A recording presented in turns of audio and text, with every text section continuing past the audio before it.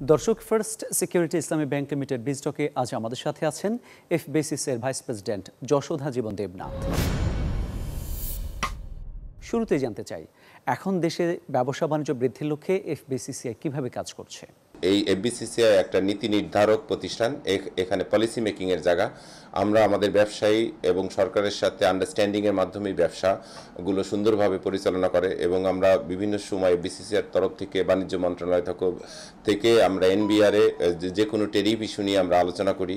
আমাদের সরকার ব্যবসায় বান্ধব সরকার। আমি জননেত্রী শেখ হাসিনাকে ধন্যবাদ দিই যে সরকার যেভাবে অগ্রগতি করে যাচ্ছে সেভাবেই কিন্তু আমরা ব্যবসা পরিচালনা করব।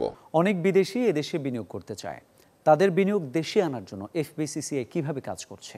বাংলাদেশে দুইটা সেক্টর আমাদের খুব very important issue, wage earners one of them এবং আরএমজি সেক্টর অন্যতম।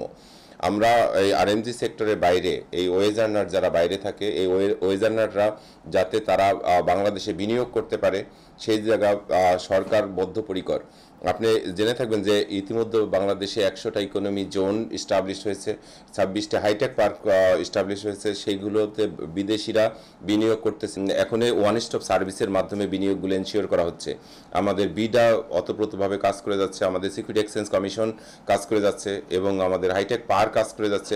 ইতিমধ্যে আমার জানা মতে অনেক বিদেশিরা বাংলাদেশে ইনভেস্টমেন্ট করছে এবং তারা সিকিউরডভাবে এই ইনভেস্টমেন্টটা ফেরত নিতে পারবে।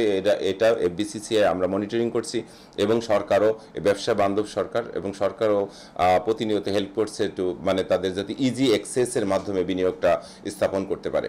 প্রধানমন্ত্রী যেহেতু ব্যবসা বান্ধব, আপনাদের তার প্রতি কোনো ধরনের দাবি আছে কিনা? আমাদের যে কোনো সমস্যা তারা যেভাবে মাননীয় প্রধানমন্ত্রী সমাধান করে, অল্প সময়ের মধ্যে সমাধান করে, আমরা তার কাছে একটা জিনিসই চাই, সেই সরকারটা যেন কন্টিনিউ থাকে। এই আমাদের প্রত্যাশা ব্যবসায়ী সমাজের পক্ষ থেকে। আপনাকে অসংখ্য ধন্যবাদ আমাদের সময় দেওয়ার জন্য।